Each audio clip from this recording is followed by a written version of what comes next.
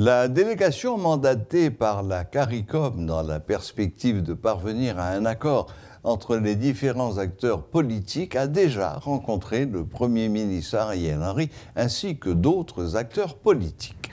L'objectif est de pousser les protagonistes à trouver une solution à la crise politique que connaît actuellement le pays. Nous sommes à l'hôtel Montana, plus précisément devant la salle Olivia, où s'est déroulée la deuxième rencontre ou la deuxième journée de rencontre entre les émissaires de la CARICOM et les protagonistes de la crise sociopolitique que rencontre le pays actuellement. Deux grands pôles politiques ont participé à cette série de rencontres. C'était d'abord l'accord de Kingston, constitué donc de l'accord de Montana, du collectif du 30 janvier, du parti Famille Avalas en avant et du parti Les Engagés pour la démocratie. D'une part. De l'autre, les signataires de l'accord du 21 décembre ont participé à cette rencontre aussi avec les émissaires de la CARICOM où il a été question de la crise sociopolitique. Du côté de l'accord de Kingston, il est question de la démission ou du départ du docteur Ariel Henry. Les reproches proférés à l'égard du Premier ministre, c'est la responsabilité de la crise socio-sécuritaire, l'incapacité à résorber la crise politique, entre autres. Il n'est pas acceptable volume moun k'ap mourir dans le pays, docteur Ariel Henry pas jamais dit rien, c'est quand pas responsable. C'est le rôle en matière de sécurité pour moun c'est les étrangers venir. Il pas jamais essayé de faire un seul geste pour t'a dit que le prend initiative pour t'apporter population secours. Que ce soit moun y a violé, que ce soit moun y a assassiné, que ce soit moun qui obligé à abandonner la carrière par contre côté là, il pas jamais dit rien. Seul bagay li ta remen pour de moun vinn dans gouvernement avec lui, dans état bagay là et là pour aller assumer toute charge avec. On n'est pas prêt. Et position nous tout côté ba l'arrivée à première solution c'est le départ du Premier ministre Dr Ariel Henry Jean-René. Et du côté de l'accord du 21 décembre, ils sont pour un consensus. Ils le rappellent et ils le disent haut et fort. Il faut trouver un consensus pour une gouvernance commune, donc d'équilibre ou co-gestion ou co-déposition dans le cadre de la gestion de la crise actuelle que vit le pays.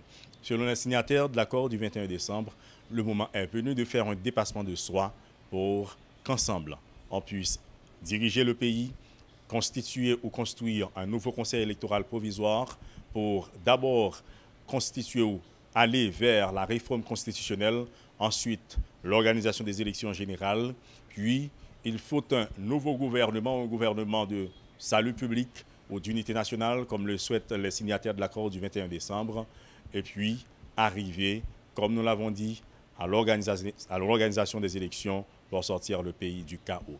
Nos propositions, nous, c'est un gouvernement d'unité nationale ou de salut public, quel que soit ça, pour nous chiter pour ensemble nous faire.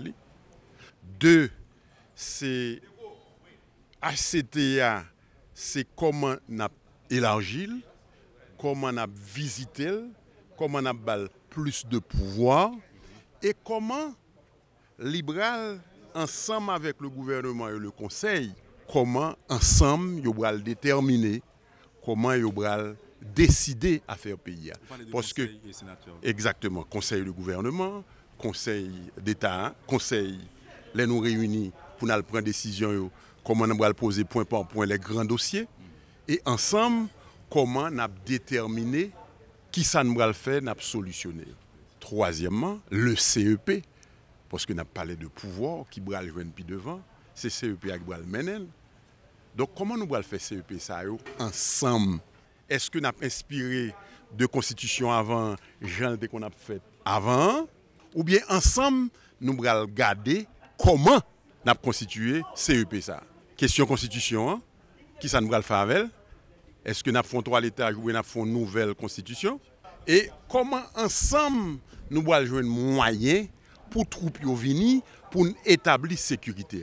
Voilà ce qui a constitué la toile de fond de cette série de rencontres pour cette deuxième journée d'activités ou de réunions entre les émissaires de la CARICOM qui sont sur le sol national pour aider à trouver une solution à la crise actuelle.